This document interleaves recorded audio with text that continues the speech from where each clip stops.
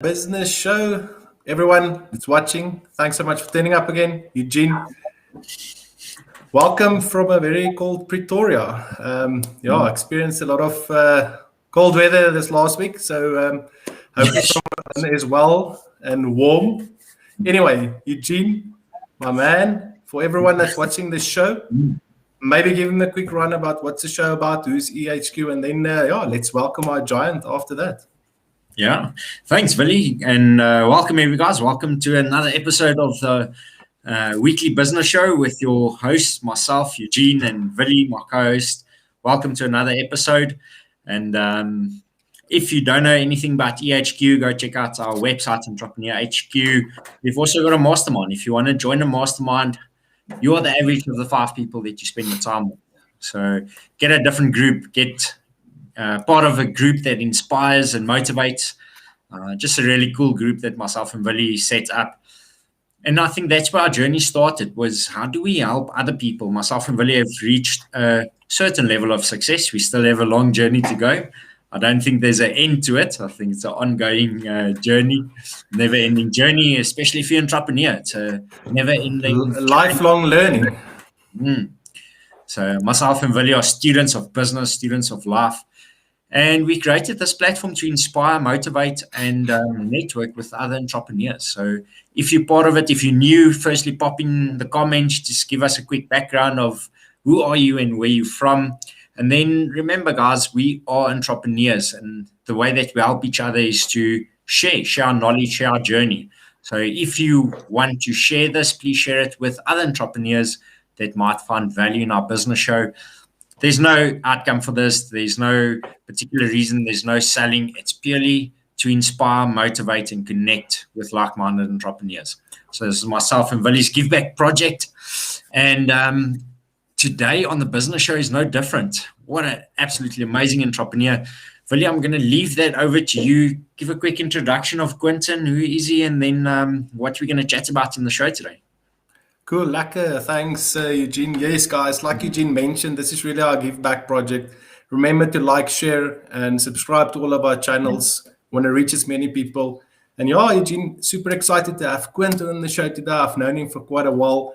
We talk a lot about marketing and things like that. Quentin is a branding expert. He's worked with some of the biggest brands in South Africa. Some of the sports franchises, the Bulls, Z2 Tomatoes, I've seen Ultramel. So those are really, really big brands, King Price. We often speak about marketing, but I think we tend to forget about the branding side of things when we get to business. And I'm super excited. I've known Quentin for a while. I think I've been nagging him for a couple of weeks to come and speak to us. But finally we got Quentin here and we are super excited. Quentin, the crowd goes wild. Welcome to the show, Quentin. Welcome, thanks so much. Everybody. Thanks so much for joining us. I know you're a very busy guy. But for Quentin, for everyone that's watching the show that doesn't know you, just give us a quick introduction about who's Quentin. Okay, great. Well, where should I start? Been in branding for almost 27 years. Finished studying at Tikkies in 1994. Started my first business. That's quite a story. I actually bought the second Apple Mac 2 CI in Pretoria. So that is way, way back. Anyway, and with that, I accumulated clients like Madoon City Council Pretoria, obviously Tikkies as well, and it just happened. It evolved, and so I'm more a brand specialist, a custodian. We look at companies and we assist them within their own advertising agencies. I'm a consultant that does that, and then. And it covers all aspects of branding, from visual to online to your marketing, looking at just what is this company basically doing from corporate start down to startups, especially startups. Everybody is doing their own thing and not always correctly. So, like we do. So what should I say? Okay, then. Yeah, the company, well, I've had quite a few companies, actually. My brand advertising was in 1979. It was the largest advertising agency in Victoria, and we got the Blue Bull account, we got Master Foods, which also entailed Pedigree and Whiskers. Wow. ZZ2, we had a lot of success. We did the US in packaging all became to me, and it was just a nice long journey. And then I saw that company. I started with what we called alternative media, and we went to Old Mutual Properties where we sought escalator media. And being a total visionary, and South Africa being at least 15 years behind the trends overseas, it's only picked up a few years ago anyway. But nice ideas of walking into a bank and within that booth and saying, welcome to Absa Arcadia. We've got special interest rates, like a sensor picking you up. So anyway, I can tell you many things. Yes, that's so interesting. And I think what's especially interesting for me is, so one of my businesses is Van Studios, where it's also about online experience creators. So creating that whole experience. And I think that's where we kind of fall off, is we think we run an ad and people go and buy a product, and there's nothing in between. There's a whole journey that we have to take them through, experience, to get them part of your business and get them to feel like they belong in your business, and that people do business with people they know, like, and trust. Absolutely. So we want to feel that connection. Quentin, I just want to, before we get into the marketing stuff, how important has it been to have mentors in your life? Do you have mentors, and is it an important part of your journey? Extremely important, especially if if you keep looking at the trends, and you need to be on par with the trends, and you need to guide your clients. And then there's different clients. For example, you've got a service-oriented company, if you've got a product company that's more focused on sales and marketing.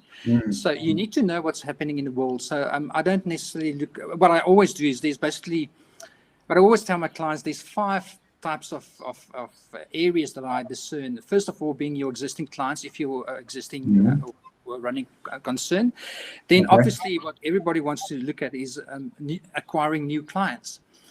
But also importantly is your competitors. What are they doing? So we look at competitors locally, especially also overseas, because that's normally where the trends lies, is more overseas than in South Africa.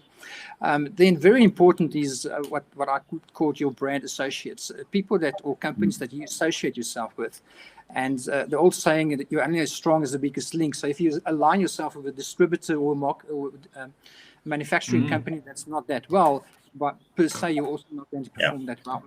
And the fifth area, very important, is yourself, your company, your staff, who you are.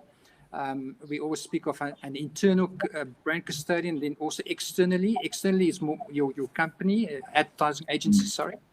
But internally, you've normally got a visionary, the owner of the business that's got a specific vision, but his staff is lagging like 5 years behind or whatever, and then even his clients are like 10 years behind that because he's out there running for gold.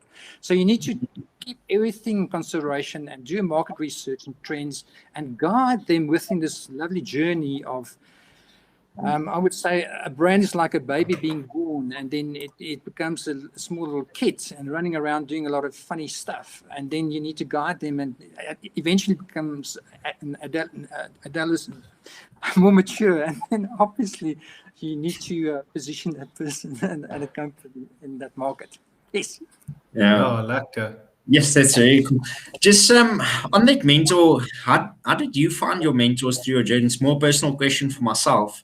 I realized that I've almost reached a plateau, and for me to scale beyond that now, I need to look at a specific mentor. How would you suggest we go about finding someone that's on a high level that can help us see what is the next level that we need to get to? Okay, for me it was very personal. While studying my honors degree, I became involved with a very renowned designer that's long time dead now, Ernest de Jong. He was involved with the currency designs. So actually, I took over his studio and bought his computer. So he had a lot of equity and a lot of historical. He was a brilliant mind. So coming back from that to today, there's a lot of I call it influence, young upshot guys that's really going, and you need to be aware of what's happening. So I tend to do a lot of research, spend a lot of time on the trends, what's happening. Yeah, so it's just be open and be online. Yeah, we have to be open. We want the answers. We're not always ready to hear the answers. Yeah, exactly. So before we jump into the branding stuff, so something which I've noticed is, or what you've said is, you've had quite a couple of businesses. You work in an industry where you've worked with quite a lot of large clients, and I can imagine it gets quite demanding.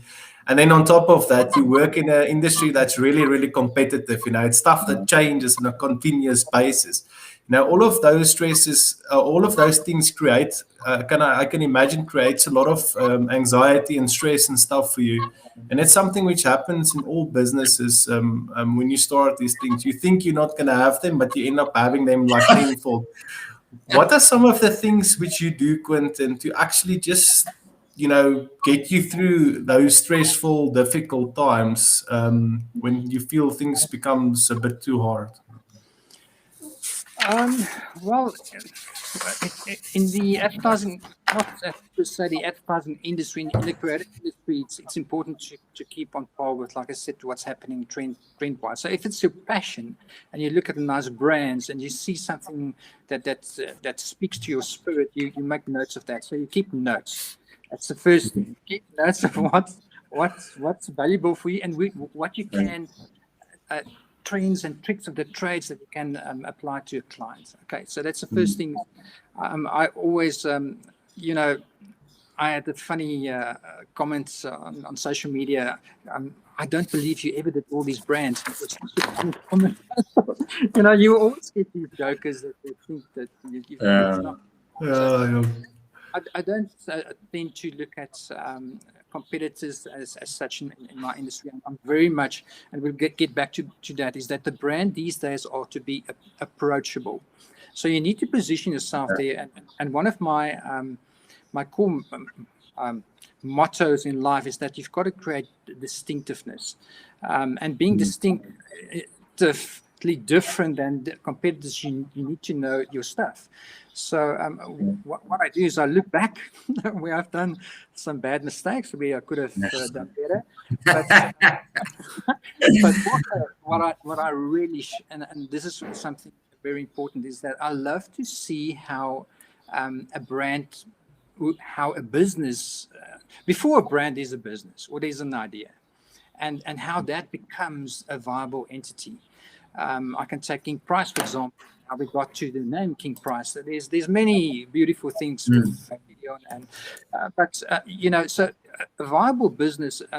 There's got to be a brand story behind this, and that's something unique. And a strong brand is always built on a strong brand story. So if it's going tough, I look at all the great old stories, and also learned a lot. And how can I apply some of those things and better that for future clients? And another important thing is that, especially these days, that especially young entrepreneurs that are doing startup, they would like to fall back on experience. And the historical value of what I've been through in 27 years is something that you can't equate to money. It's just experience. Yeah, Yes, amazing.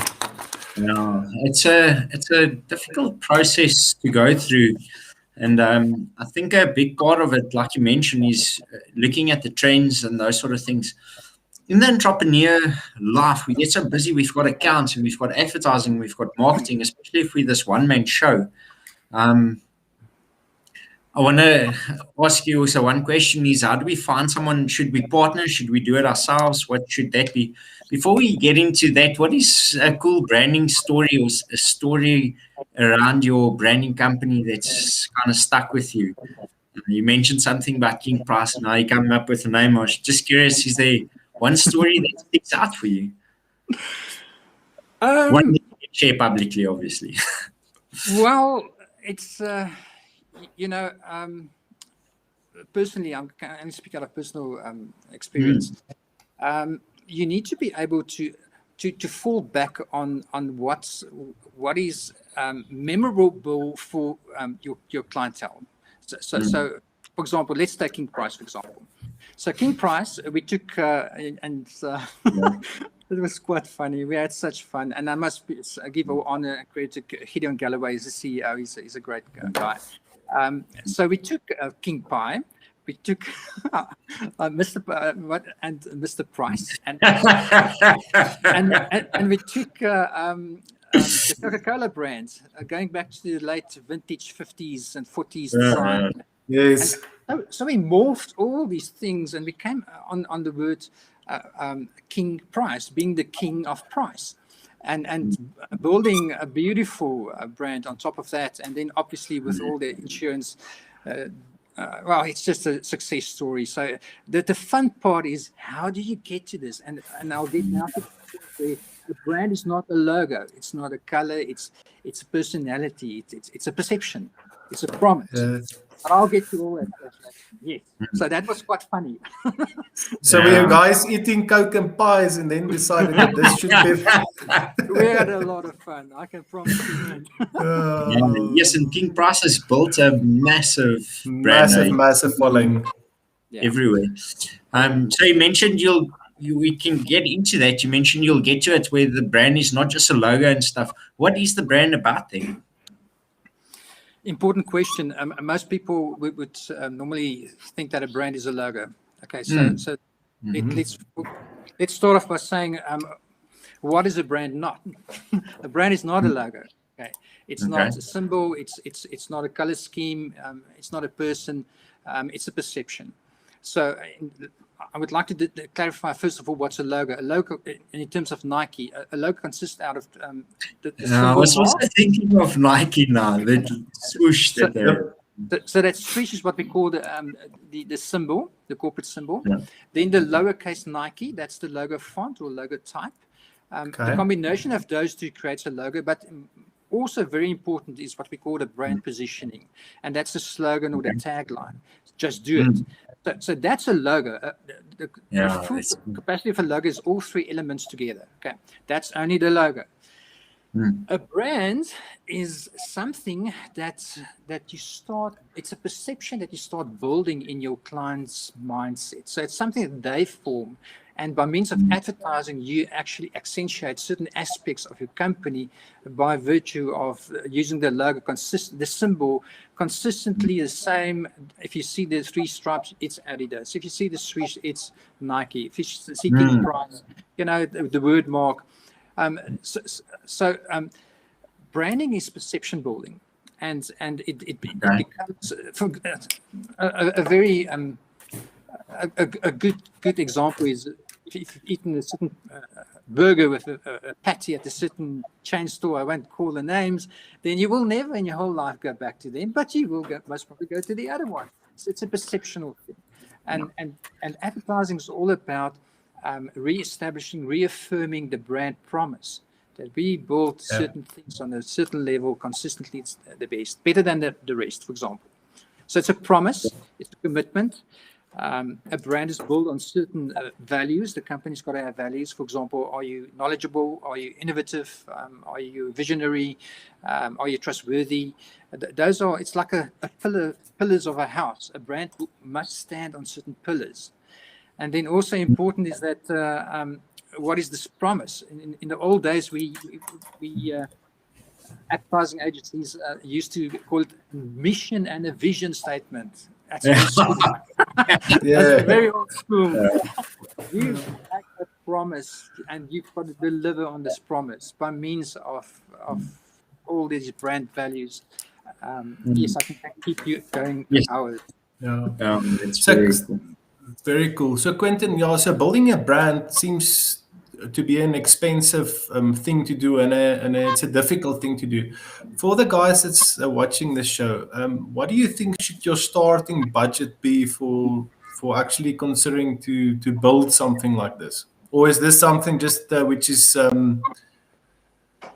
is there for the bigger firms, and the rest of our small guys just needs to live with what we have, and that is the logo, like you mentioned. The brand's not a logo. So is that where do we go from here?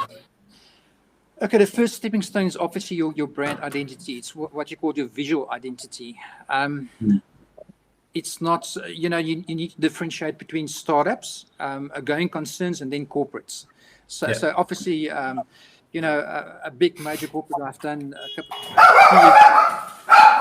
Are we there? 2 years ago. Grootfontein, Cool. So if you take a major corporate company, a global enterprise, for example, Blackstone Tech, BST, they do carbon fiber wheels globally. That's a corporate. So you can't equate that to a young startup company, a one-man show starting and doing his own business. But first of all, and that's coming back, if your brand is not aligned correctly, if it's not strong, it's got a visual and appealing appearance, if it's not distinctively you, at a later stage, you will come to a point where other investors will tell you, listen, this is not on par. We can't scale it internationally wise. It's not disruptive enough. We need to redesign. We need to rebrand. And that's another expensive story. So I would say for young entrepreneurs, make sure you go to reputable and not these young. There's quite a few young upstarts. It's brilliant, but the majority is. You're going to waste your money. Let me tell you that. They're going to boost your post. Yeah, exactly, and it's something very important that you're mentioning, and especially it's something which I found in South Africa. And it's not just the branding side of things; it's all the marketing. There's a very big misperception of actually what is marketing and what is branding.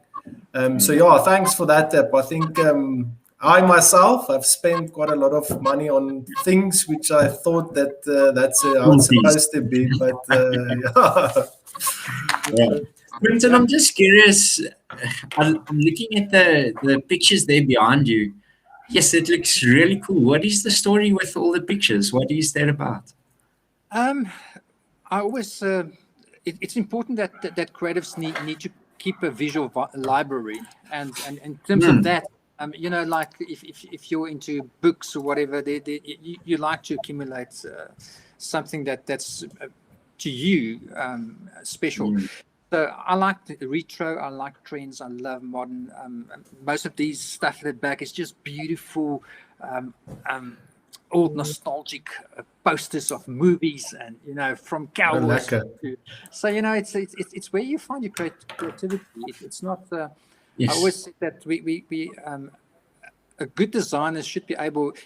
What is design? Design is visual problem solutions, basically. So if you get it, and you've got to create a visual thing to that, but part of that knowledge is that you had to go back and be able to delve into resources, whether it's visual or books or movies or whatever. I love beautiful imagery. That's it. Yeah. I've got a passion for brands. That's it. Yes, that is very cool. It goes to that saying of a picture tells 1,000 words. Exactly. We come now back to colors and everything about a brand. It's So you mentioned something about colors. How important is a color for your brand? Well, I can give you stats. It's extremely important, especially now going online. The stats at this stage is like in a customer's buying purchasing decision is based between 60 to 80% based on color alone. Yes. So you need to have these stats. You need to know what's happening in the world, especially now. And these stats are about a couple of months old. So if you're looking at the top 100 brands, I think the stat is like in 33% of the top 100 brands in the world, through all industries. Blue equates to 33%, red is 29%, then black and gray is like in 24%. So you need to put, and again, if you want to be distinctive and you want to be red or orange, which is very appealing and energetic, but if you want to be conservative, it's the silvers, the blues. You need to, the agency or the branding consultancy should know what's happening and what's the trends. Colors, extremely important. I've seen that now with a couple of our brands, and how even just the color reflects the entire energy of the business. It's not just on your logo and your website and your story and all that sort of stuff and your promise. It's not all individual stuff. It all combines into one. So yes, I've seen what an impact that has. Just a question on that. You mentioned your agency could understand that. So for someone like myself or Willie, we want to go out and we want to get an agency to do marketing for us or branding. How would we choose that agency? Because both of us has burnt our fingers quite extensively with marketing companies doing it on our behalf. So how do we choose the right company? It is actually quite sad because the first thing that you do is you go online and everybody looks brilliant, beautiful online. So I had a client yesterday coming to me, and he spent he burned his fingers a lot with an international company, a statesbound company that's got a footprint in Cape Town. It's difficult. I think the most important thing is speak to, if you can, word of mouth is by all, and also if you've got people that you know and you like and friends that can advise you. It all boils down to your service deliverability, and the main thing. And I've been there. We've had quite a few staff. The bigger the corporation becomes, the more cumbersome it becomes. There's a hierarchy going through. There's a creative director, there's an art director, there's a senior art director, there's a junior. You're paying for each and every one of those bills. So in the end of the day, also it's a cumbersome process. It can be fast and quick. I'm not saying that slow, but what I tend to find is that there's a lot of young, brilliantly innovative companies that's out there, and they will not sleep to get your brand built. But you need to. It's word of mouth. That's my advice. Yeah. Yes, I think we tend to forget about word of mouth stuff, but I mean, it's probably one of the best things for guys to get business as well. So you know exactly who's doing the good jobs and stuff like that. Sorry, Eugene, you can go. No, it's just amazing what a deep thing this can be. It's not just branding about designing a logo and putting it on your Facebook page, and it's everything that goes around it. And I think companies use service as an excuse or lack of brand. So you ask them what differentiates you. No, our service. It's not immeasurable. It's difficult to do something. So now I posted a thing on people who live in Centurion Facebook group, shirts that we want to get branded.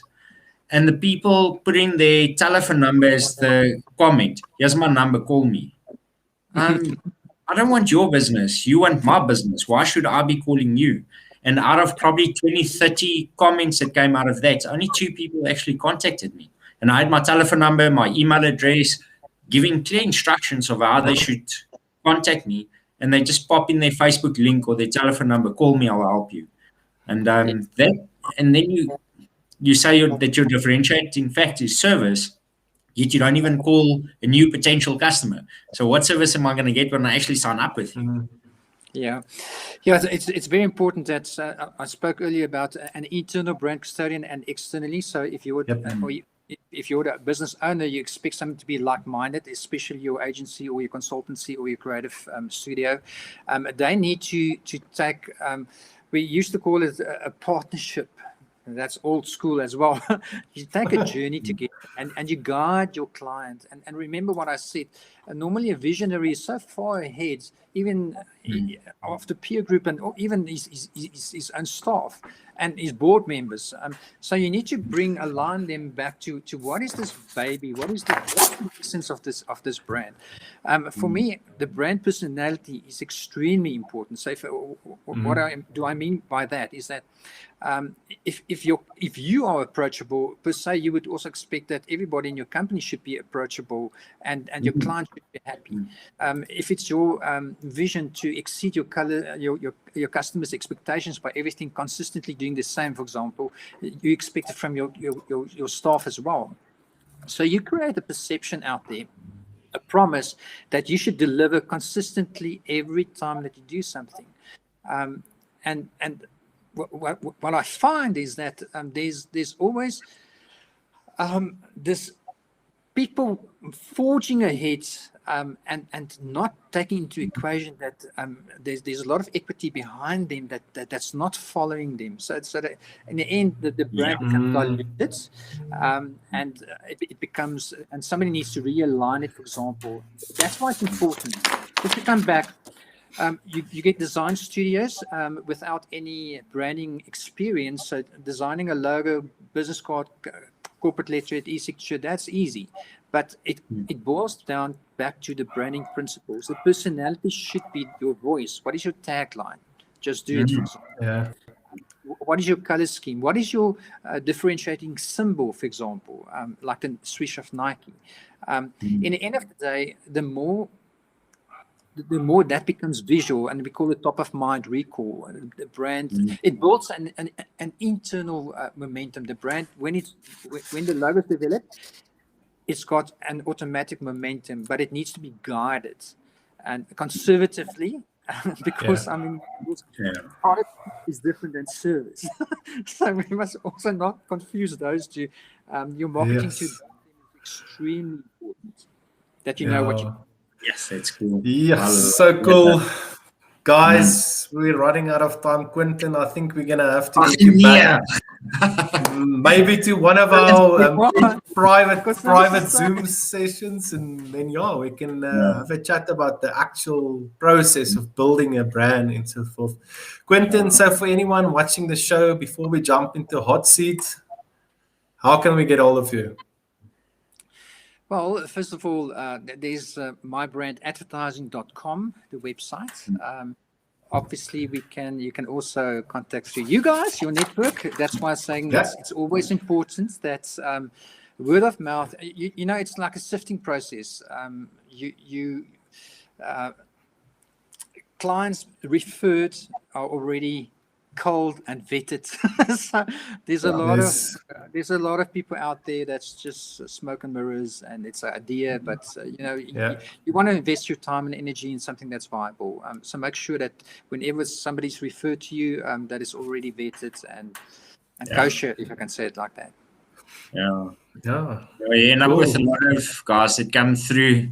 We've had quite a few inquiries where people contact us like, yes, I really need help. I need to brand my business and I need to do online marketing and stuff. And it's like, okay, what's your budget? Oh, no, I don't have money. Always. The tire kickers. Tire kickers. Cool, Willie, let's get into the hot seat. Let's go into the hot seat. So, Quentin, 5 questions, no right or wrong answer, and I'm going to go first. So, next country you're going to visit as soon as all this lockdown stuff is gone? Sure, that will most probably be the States. Eugene, you've got a mate, so you guys can fly on the same flight. You mentioned that your brand promise and everything is really important. What is the brand promise of your business? To create distinctively different solutions that is memorable and that is lasting. Wow. Amazing. Yes. Powerful, eh? That's how you know your brand promise. When you exactly. Can just on the you can, and that's something which all of us can learn, eh? As we don't know exactly what we're doing. That's why we're unable to communicate what we're doing for our clients. And I think that's one of the struggles that we get into. So when we start getting new business. Putting you on the hot seat, what's your brand promise?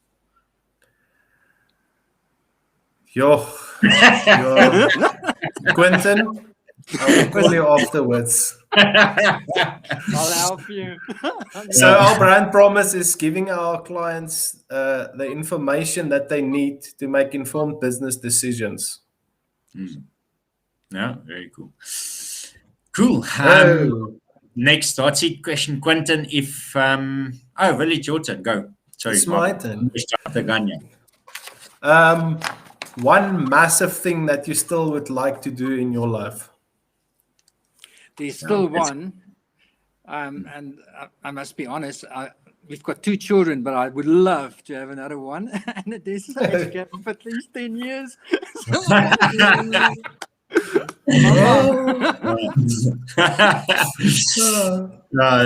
an odd one, or one we haven't had before. That's personal. Well, Quentin, if you had to write a book about your life, what would it be called? Sure, that's a good one. Sure, there's a book called The Road Less Traveled, but I would say it's the dusty road less traveled. I would call that a lot Very, of very sand cool. and dust. Willie, one question each left. Cool. Quentin, your 21-year-old self, one piece of advice that you will give him. Never give up. Don't Wow. take no for an answer. Don't take no for answers. So many times, especially when you're so young, some older person or one of your peers or somebody will say something, and you keep that as a mantra. Yeah. Keep pushing through, although don't take no for an answer. Yeah. I believe Wow. there's 2 types of people in this world. One is a waker, and the other one is obviously a breaker. So keep pushing through. The breaker will always break. He will always take the shots. But a waker, keep your eyes on him, because he's in your wake. He's following you. Yeah, And guys. last question from my side. If you think over your career and you've reached a certain level of success, do you recall one pivotal moment that had the biggest impact? Yes, and that was unfortunately it was negative. I wouldn't have sold the going concern that was quite extremely successful for and that's saying selling Brightmark for this social or for what we call at that stage alternative media advertising. If you don't go for a bright, nice idea and sacrifice something that's the cash cow, that's quite stupid. It doesn't matter how brilliant, beautiful this new venture is. You've got to make sure that your cash cow is always protected. Yes, that's good advice. Yeah, that is really good advice. I think we often see the guys going down that route and forgetting about where their cash comes from.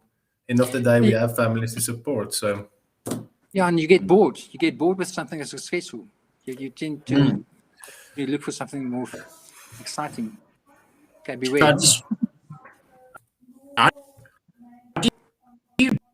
Balance. Sorry, last question. I know we're out of time. I really need to know the thing that you want to go for, this brilliant idea, and then your cash out that's kind of boring. Or how do you balance that out, or what should you do in that situation? Okay, first of all, what I would like to see is a phased implementation. So if this is only idea, make sure it's a good idea and see whether it's disruptive, see whether it's scalable, see whether it's marketable. For example, if you're in products, it's got to be sales drives money, will bring money, and that will help with marketing. Make sure that your visual identity is online and it's strong, very strong. But don't venture into something that's budget, set apart a certain piece of the budget for phase 1, for example. And if there's hiccups in that, don't go to phase 2 or 3 or 4. Get partners in. And there's another piece of advice: always make your problem somebody else's problem. So if you want partners, yes, that's good. help them to elevate the risk. Spread the risk. Don't take the risk only by yourself. 3 brains more important than 1. Yeah. Okay. Yes. Amazing advice. Quentin, from my side, thanks so much on behalf of the viewers that you've taken some time out of your busy day coming to chat to us. But we'll chat soon, and hopefully we'll get you on one of our private sessions. Eugene? Yes, that was really awesome. Thanks, Quentin. Thanks for sharing your knowledge openly. It just shows we've got this perception that successful people have a certain stigma. They are manipulative or whatever. And I must say, of all the stuff that we've had, all the successful people we've had on the show, one of their biggest passions is helping other people and sharing their knowledge. And this just shows it again. So Quentin, just thanks for sharing your knowledge. To all our viewers, just we can't do this without you. There's no point in doing this without you. So thanks for pitching up. Thanks for Like, commenting, and sharing. So subscribe. one last thing for the viewers. What is the one thing that stood out for you in today's business show? What is the one thing that you learned? One thing that you're going to take action on? Because knowledge without application is just entertainment. So what are you going to do differently? Just pop it in the comments, guys. Thanks for another great show, Quentin, Willie. Thanks for joining us. Eugene, Quentin. You have to do the fist bump. Yeah. Thank you. Cheers.